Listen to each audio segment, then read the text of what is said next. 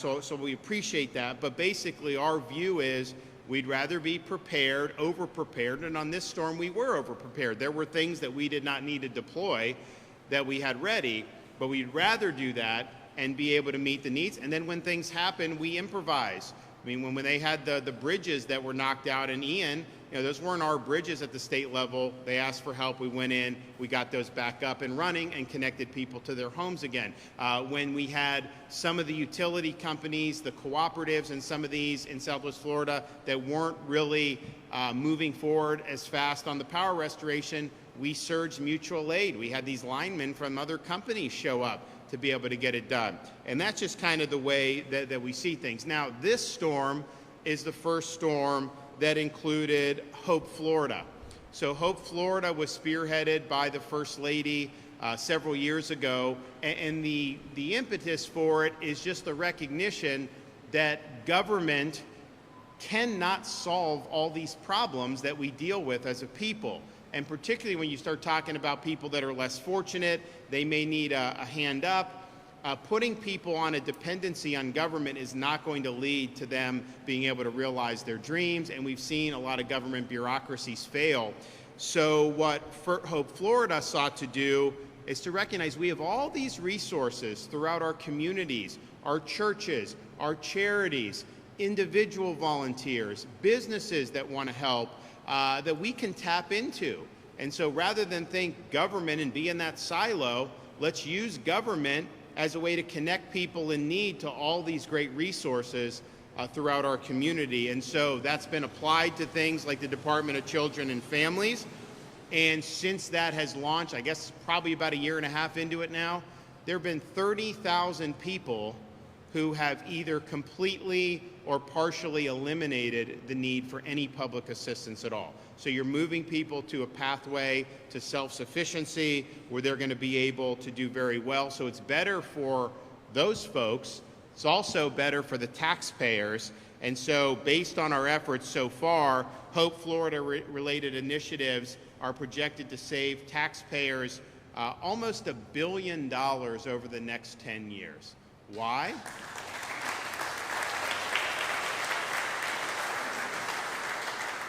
Why? Because you have needs. Those needs are being met by all these great resources we have.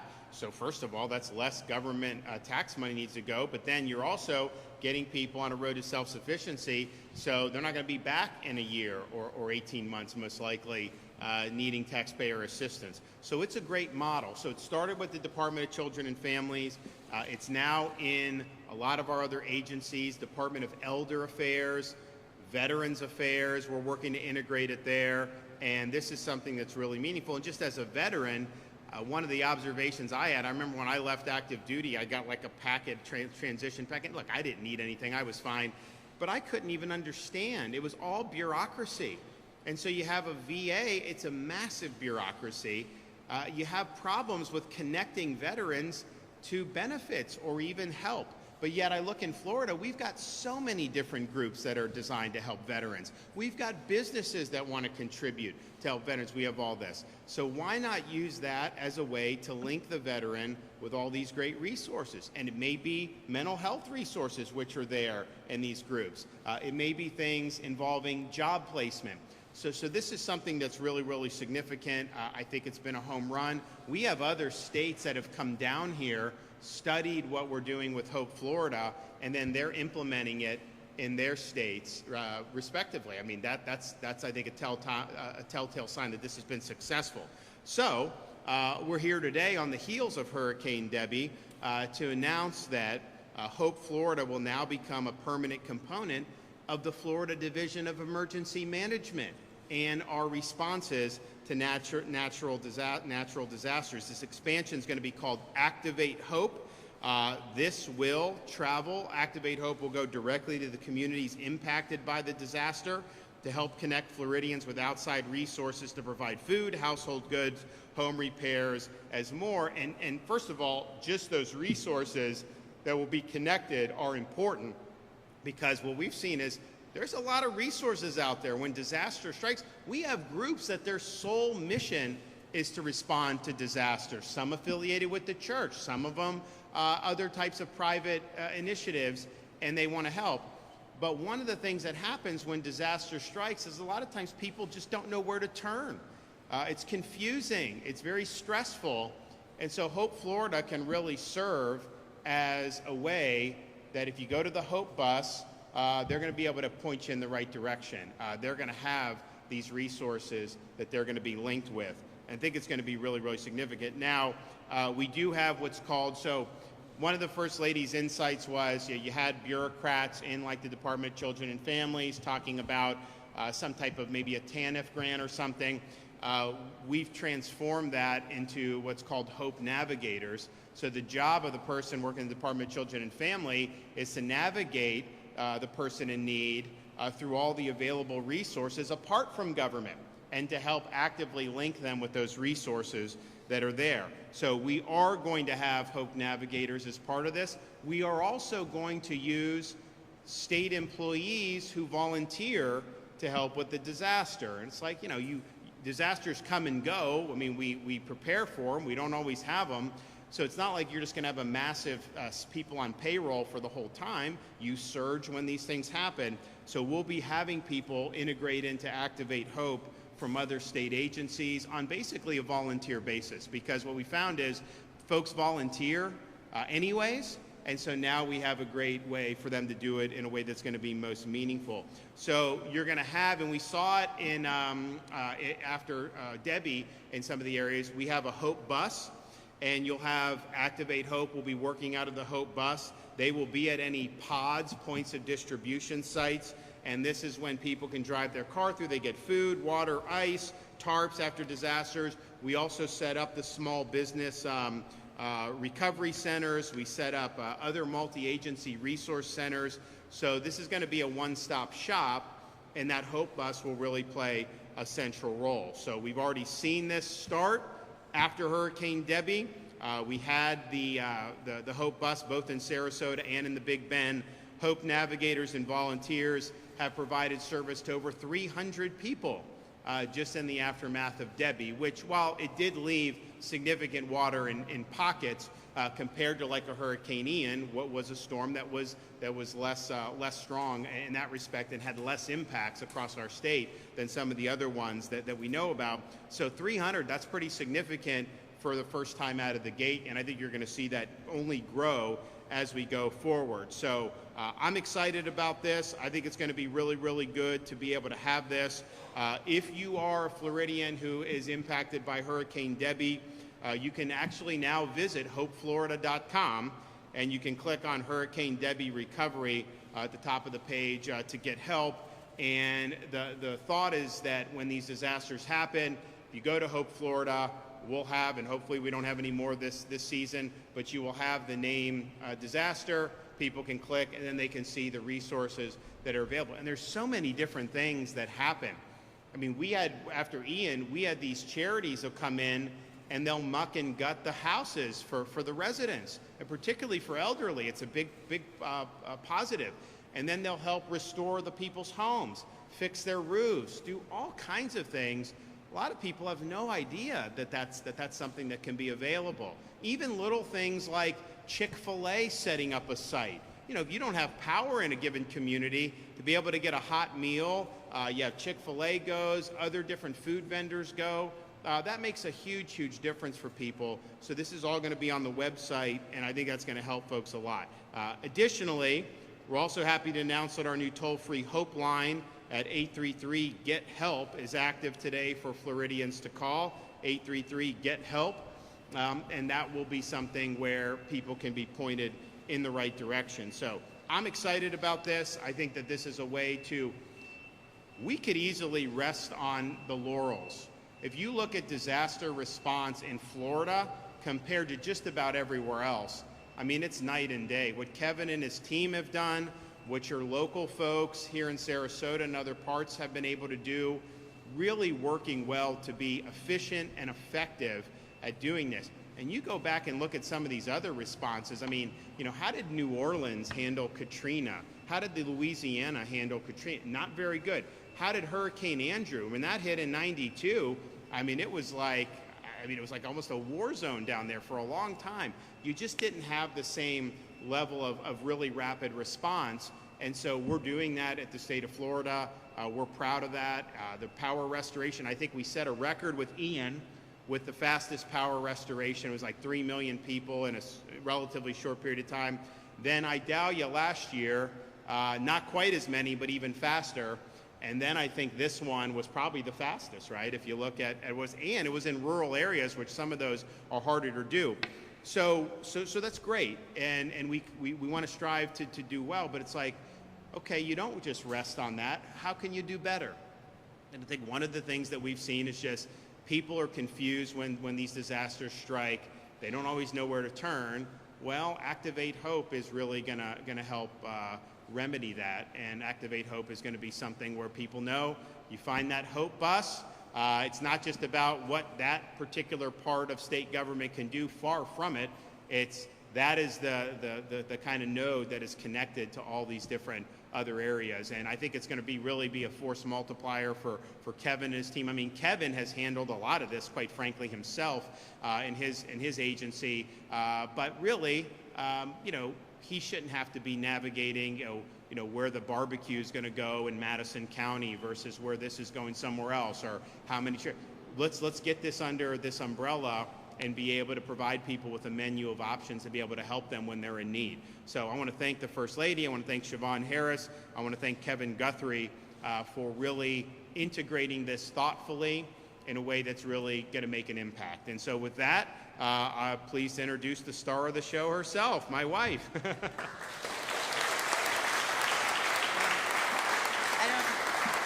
don't know about that, but I'll say this is the best team in the business, with the governor's leadership and obviously with the people sitting to my right and many more people who are behind the scenes. When an emergency happens, they activate and they know what they need to do to help people in need. And this is really just the next layer upon that. And it's really humbling and heartwarming to be here to expand Hope Florida and the philosophy behind it, because I really think of people that the governor and myself have been able to help in storms.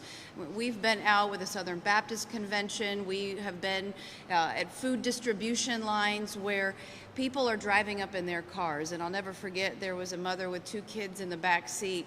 We rolled down the window and the governor and I went over and we were helping to give food and whatever aid that she needed, and she just had tears in her eyes because she wasn't sure what to do next.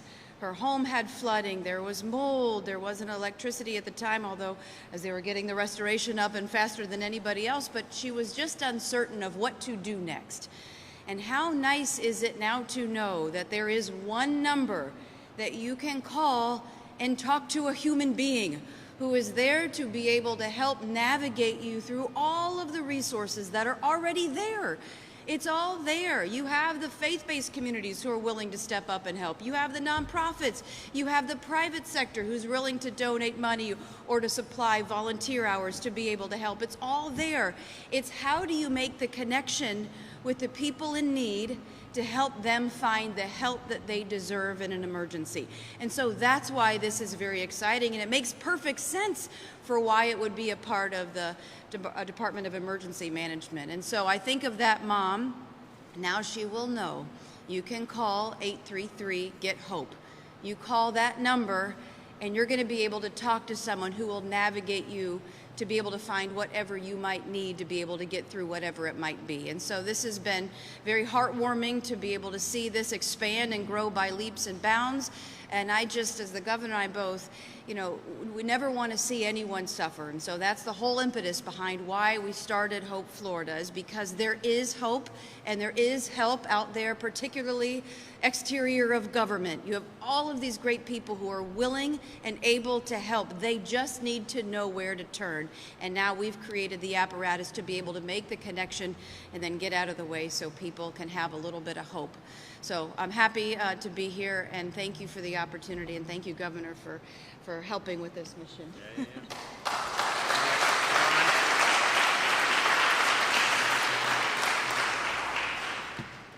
Good morning, everyone. I'm so honored to be here with Governor DeSantis, First Lady Casey DeSantis, Director Guthrie, and local leaders for this exciting Hope Florida announcement. Since First Lady DeSantis launched Hope Florida in the fall of 2021, it has truly taken on a life of its own. In addition to enhancing the way we serve vulnerable children and families at DCF, more state agencies have used its first-of-a-kind model to develop Hope Florida programming that addresses the unique needs of the populations they serve. And the results have been outstanding. You heard the governor mention the results that we've had at the department. Today's official launch of Activate Hope is another demonstration of Governor and First Lady DeSantis' commitment to anticipating our residents' needs and galvanizing the necessary resources and supports to help. Hurricane season can be a nerve-wracking time for individuals in our state, especially for those severely impacted by a storm, trying to navigate services and trying to figure out the road to recovery. In addition, in the aftermath of hurricanes, there are always nonprofits, faith institutions, and private businesses who want to help but don't know where to start. Activate Hope solves that, so Floridians in need can begin the journey to complete recovery as quickly as possible. At its core, Hope Florida connects those who need help with those who want to help.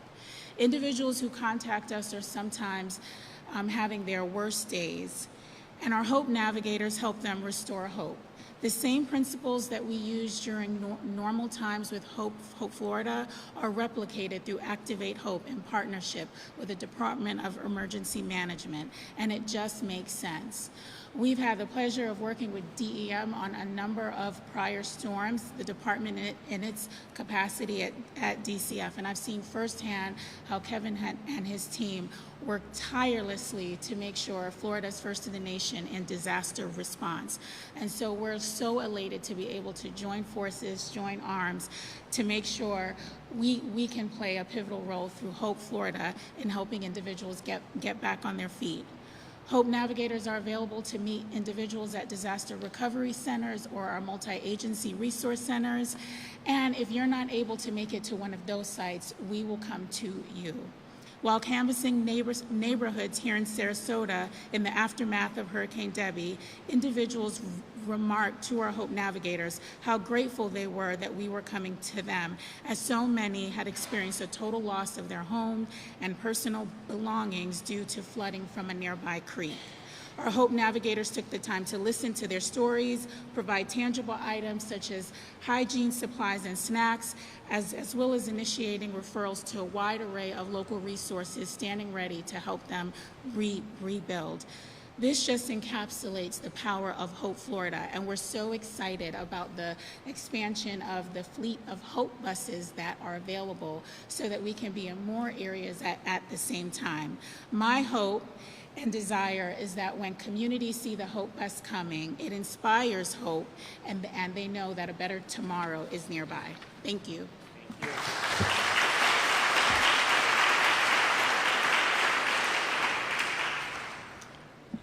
Hello, everyone. Good morning, and thank you for having me here. My name is Kevin Guthrie. I'm the Executive Director of the Florida Division of Emergency Management. The agency and the State Emergency Response Team have been a part of numerous response and recovery efforts for all kinds of disasters and situations that impact the great state of Florida. Each storm is very different. Each response and recovery effort is very different and unique, meaning that we at the state level must be prepared for absolutely anything and everything. Through the dedication of the leadership of Governor DeSantis and the First Lady, and the collaboration and support of our partners like Siobhan and other state agencies, the state continues to innovate so we can better serve our residents. FDM's collaboration with Hope Florida is another useful tool in our toolkit that allows us to reach more survivors who need help and find ways to connect them with the services and resources faster than ever before. In response to Hurricane Debbie, the State Emergency Response Team has completed over 1,200 missions, which involved assisting counties in obtaining vital resources for their residents, deploying state resources such as food and water, and managing flooding in impacted areas. This addition of Activate Hope to our response and recovery efforts has made it easier to connect survivors across broad regions with varying needs to recovery resources. As the First Lady and I were talking on the plane down here today, it's just simple. One simple number, 833-GET-HOPE. go to the Hope Florida website at hopeflorida.com. It's just a one-stop shop to get everything you need. Don't worry about navigating everything else that's out there. Just go to the one location that has everything. When Floridians need disaster-specific resources, they can go to Activate Hope Forum. They can go to the Activate Hope Forum. Our FDM Unmet Needs team is proud to be a partner and a part of that process to assist them and connect them with the resources that we have. I'm happy to continue this partnership and to continue the innovative ways to better serve our residents. I want to thank the First Lady and Governor DeSantis for always thinking of ways to proactively connect with our residents to build a much more resilient Florida. I want to thank Siobhan and the many CERT agencies that help us out with this, with Hope Florida. It's not just 1 and 2 agencies, it is a host of about 30 agencies that get this done. And you might ask, well, what's happening right now? Well, right now, through Hope Florida, we have businesses and volunteer organizations like the Rotary, United Methodist, the Church of God, the Mennonites, Baptist, Plain Compassion Crisis Response, Faith Responders, Samaritan's Purse, and Nehama, who are right here inside of Sarasota and Manatee counties, providing muck and gut services and other services to help people get back on their feet. As we continue to support the recovery of those affected by Hurricane Debbie, I encourage everyone still needing assistance to utilize the resources like Activate Hope and Hope Florida. If you need information on updates as to what the division is doing, you can certainly go to floridadisaster.org/updates. But I would be remiss if I didn't take the opportunity as I'm sitting here today to say we are entering the peak weeks of hurricane season. They are upon us. As tropical cyclones may develop over the next 4 to 6, even 8 weeks, I want to remind everybody to stay vigilant and stay prepared. As the governor has said from this podium and many podiums before, we prepare for the worst and we hope for the best. But we will be prepared. Don't forget about, or don't worry about that. You can download our 2024 hurricane guide at floridadisaster.org/guide. And also remember that this Saturday, August 24th through Friday, September the 6th, is another historic policy from the legislature and the governor, another disaster preparedness tax holiday that you can go out and restock or stock for disaster items. Again, Governor, thank you for your leadership. First Lady, thank you for your leadership. Thank you for all you're doing for the division and all of us at the State Emergency Response Team.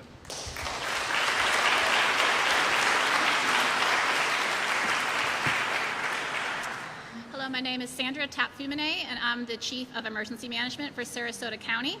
First, I'd just like to thank the Governor for coming here today, for the First Lady. This is a great initiative. We're very excited about it. Secretary Harris and Kevin Guthrie and his team at the Florida Division of Emergency Management. They have been incredibly supportive throughout this response and recovery efforts.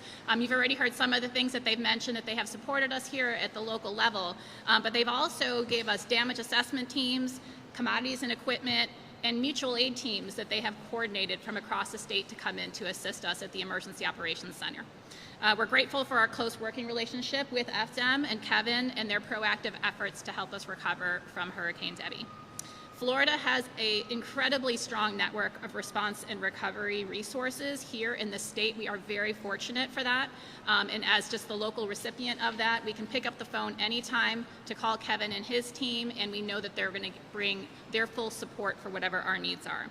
We also want to thank all of the county staff and the EOC partners here locally that have put in tens of thousands of hours over the past 3 weeks to be able to provide resources in this response effort. And that includes our first responders that partnered with 4 urban search and rescue teams to go door to door to provide resources to our residents, including evacuations and rescues. Our 311 call center that held over 15,000 calls they've received into the center to provide information to our residents. We've served over 500 residents in the multi-agency resource center in collaboration with the state. And we distributed over 100 pallets of supplies in the field, including food, water, hygiene kits, and other donated items. And as you've heard, I just want to reiterate, this is super important because we're trying to get this information out to our residents as we hear that some people may still have needs. We do currently have dozens of nonprofits that are ready to come to your house to help with mucking and gutting and mold remediation. We have the new initiative through our Activate Hope, which is a wonderful way to get connected with them. You can also call 311 and we'd be happy to connect you with those resources. So please don't hesitate to call. Also, lastly, our Disaster Recovery Center and the Business Recovery Center are open at the Sarasota Christian Church off of Ashton Road.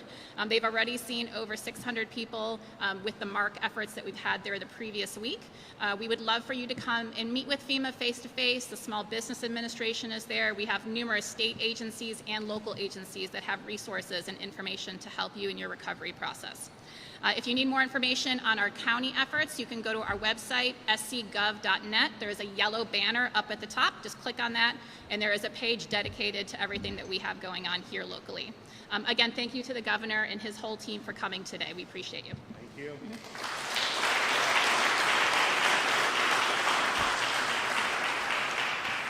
And so Kevin mentioned the disaster preparedness tax holiday. It's a way to get the supplies you need and save some money. It's the second tranche of this. We had one before the start of hurricane season, or just as hurricane season was starting. And if you look out into the Atlantic right now, it's very calm. We don't see anything. But, you know, as Kevin said, we're right now, from now until probably the first week of October, historically, if you look at how these storms, it's usually in that time. Doesn't mean you can't get one before. It doesn't mean you can't. We got one in November a couple years ago, not as strong as the ones that typically come in August, September, early October. So just be prepared. And because it's calm now, that does not mean 2 weeks from now, Kevin and I aren't going to be at the Emergency Operations Center warning people we may have a storm. We might.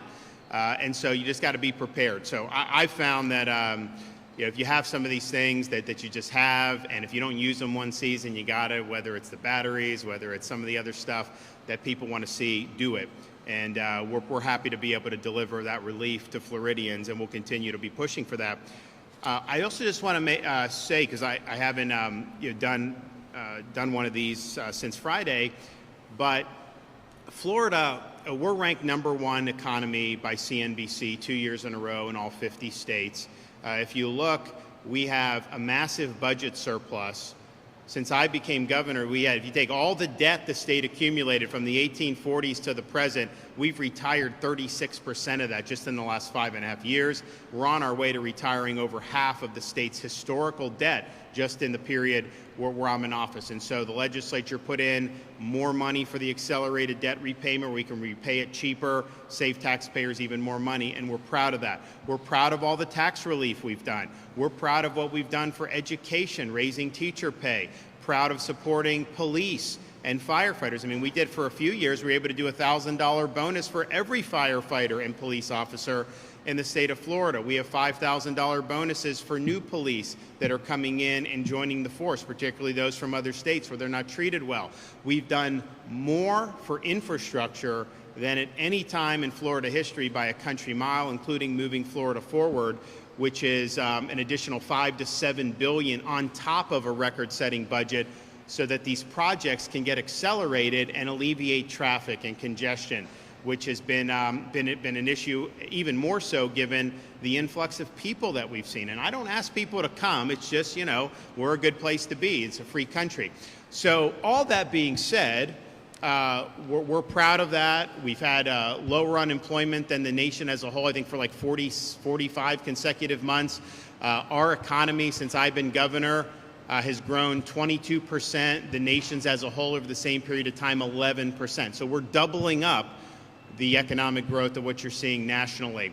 So we're in a good position to be able to critique some of the stuff you're hearing about what some of these people want to do after this election in terms of the economy. Fact is, the biggest issue we have to deal with is the interest rates and the high cost of groceries and all those things that were facilitated by the federal government borrowing, printing, and spending ungodly sums of money as if no one was going to have to pay the piper for that. Of course they are. So now you have Kamala going out there on Friday saying she has this economic plan that's going to somehow solve. And what does she say? She says, oh, the high grocery costs are because of price gouging by corporations. And she's going to set controls so that somehow they can't do that. I can tell you, if they do that, we're going to end up having bread lines to be able to get food at the supermarket. It is a truly insane policy. It's an act of desperation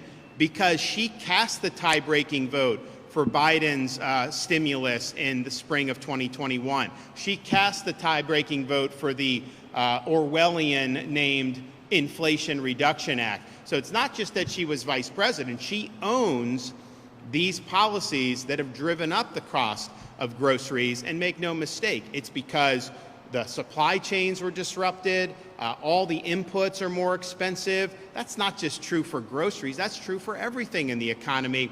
So that price control is a joke. And even when you have liberal media saying that it's a joke, because she's gotten fawning coverage since they did the old switcheroo. So that's really, really bad. It will not work. And it's almost like you have a fire, and you're going to have the arsonist go in to put out the fire? That's essentially what that means. It doesn't make any sense. But what's even more destructive than even that is her plan to tax unrealized capital gains at, I think, 25%. And so what does that mean? Well, if you look in the state of Florida, the number one source of wealth for probably most Floridians is the value of their home. And when I became governor, homes were worth a certain amount. They're worth a lot more now than they were 5.5 years ago. So you have families who maybe they've lived in a place for 30 years. They've seen their home value go from $350,000 to maybe $500,000 or $600,000, and sometimes even double, depending on where you are in the state. So that is a really significant source of wealth. Particularly some of the elderly have sold homes and downsized, and they're able to get a nice windfall for themselves. Well, if you have Kamala's plan of taxing unrealized capital gains, when your home value goes up, you would be responsible on an annual basis for cutting the government a check for 25% of that increased value. Can you imagine if you had to do that? You buy a house for $500,000, and then the next year it's gone up to $550,000, and then they capture that gain, and you've got to write a check for a portion of that and just send the check to the government. I don't think people are going to be able to just scrounge up that much money. And then, oh, by the way, you give the check, then if it goes down in the future, is the government going to rebate you? Of course not. So taxing unrealized gains is a truly imbecilic and insane policy. And I don't think even a lot of, I have not found anyone that could honestly justify this. Think about like if you buy stocks. So maybe you have a company you like, you buy some stocks, it goes up. You would, before you even sell it, even if you're just holding it, the value's gone up, you got to write a check to the government for the unrealized gain. Just think about what that would do to businesses, individuals, property owners. It would put this country into a depression.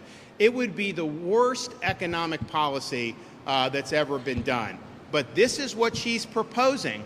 So I would just say, it would hit Florida really hard because we've had people whose homes have gone up in value a lot over the last 5.5 years. Whatever your house has gone up, you'd have to write a check for 25% of that. Oh, and then, oh, by the way, after you do all that, when you actually go to sell your home, what are they going to charge you then? 44.6% on that capital gain if you made money on selling your home. This is truly insane, and it's emblematic, I think, and reflective of a candidate who's effectively an empty vessel, a candidate that is vapid, a vice president known more for her word salads than she is for any tangible accomplishments. And it's really, really dangerous. And look, I opposed whatever Hillary was selling in 2016, Obama's, all that. None of them ever did anything or tried to do anything that would be this destructive. So it may sound like, oh, unrealized gains, that's only going to hit a few hedge fund managers. No, if you did that, it would completely upend the way the economy functions, and it would destroy any incentive to want to make investments for yourself and your family going forward. And with that, I'm happy to take some questions.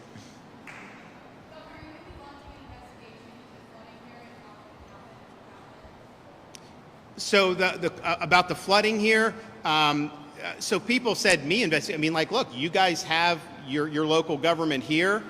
You have people in the legislature. I've heard, like, you know, have them do something, right? The reality is, when you have this much water, you are going to have some flooding. There's just no way around that. And it's true, as more things have been built up, it's harder to manage, for sure. That's really got to be determined on a local issue. We're not refereeing, you know, where this goes or where that goes. We have a program in place with Fortify Florida, or Resilient Florida, where if you have a local government that wants to do something to make themselves mitigate potential storm damage, you can get a grant, a matching grant. And we've done over $1 billion, maybe $2 billion by now, to be able to help communities. But those decisions about what is built and what's not, you know, that's going to be a local decision. And you know, I think that you guys have the ability to govern. Our role in this is really to kind of help mitigate. We have funding available if people want it. But you have had people in local government that have made decisions, right? You just had an election. I know some of these issues are hot, so the voters will be able to make those determinations.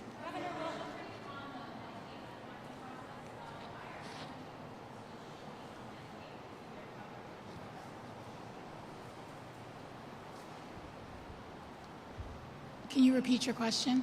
She said, why is she said there's a lot of people that should have coverage that are losing it in the unwinding. I'm not sure that's true. Thank you. Yeah, so that's not factual. The department has performed over 4 million Medicaid redeterminations over the last year, and the vast majority of those individuals maintained coverage. We're committed to ensuring that anyone who is eligible maintains coverage. And for those who haven't, our economy is doing better. Income is a major part of individuals maintaining their Medicaid coverage. So if your income has gone up, it's going to affect your ability to maintain coverage.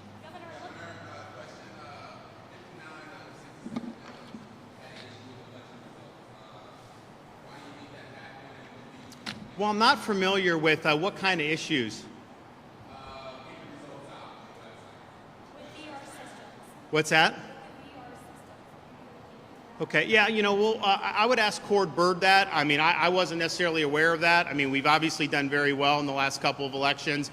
You know, if they're not getting it out, then that's something that they need to remedy that. I don't know if it was a website issue or whatever. I think that at least what I saw the results, but, you know, we have 67 counties, and it may have been different. So we'll get an answer for that for you, and I know Cord will press the issue, because one of the things that Florida stands apart from in the rest of this country is you actually have the results, I mean, usually by like 9 o'clock on election night. And that's good. That's confidence inspiring. There's not time for tomfoolery. You just have, you know how many people voted, you produce the results, everyone moves on and they accept the outcome. When it takes a long time, when you have votes coming in late, that is not the way to do business. And so hopefully it was just a website thing. Sometimes that happens, but we want to make sure that for the general election it's good. So Cord will certainly look at that as Secretary of State. He's done a really good job. And we do take pride in having quick results, because I think that California takes weeks to be able to determine who won an election. And that's just unacceptable. That's not inspiring. Oh, right here. There you go ahead.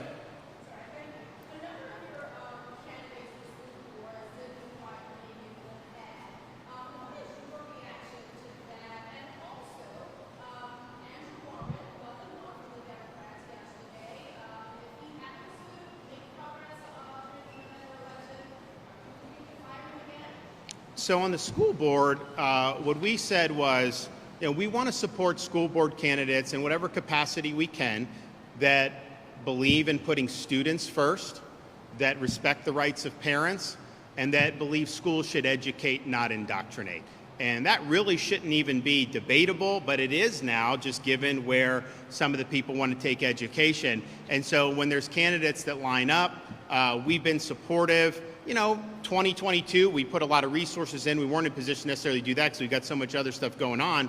But when you look at like Duval County, That's 1 million people in that area.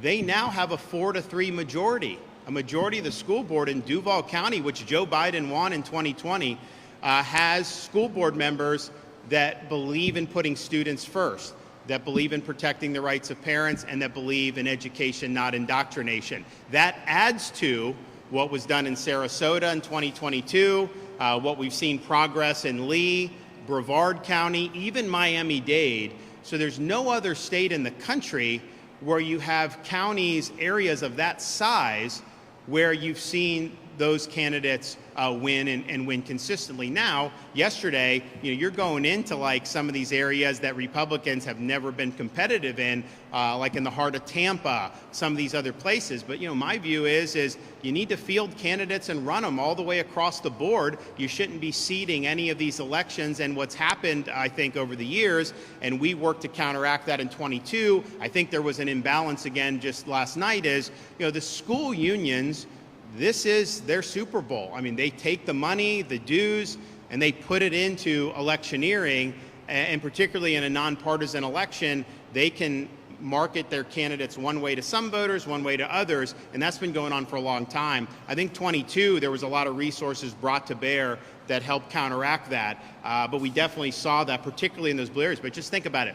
You're now in a situation where someone's celebrating on the Dem side that they held an area, a school board in a blue district. I mean, like usually that would just be a fait accompli.